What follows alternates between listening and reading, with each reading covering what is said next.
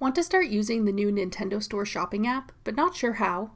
I'm Jessica, and in this video, I'll show you how to download and install the new Nintendo Store app. Note that this video will demonstrate on iPhone, but written instructions for both Android and iOS will be listed in the description box. Now let's get started. To download the Nintendo Store app, first open the App Store. Go to the Search tab.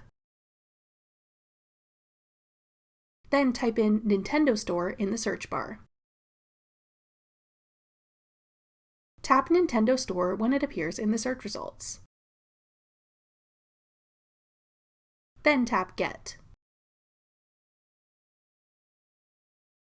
If prompted, use Face ID or enter your password to confirm that you want to download the app.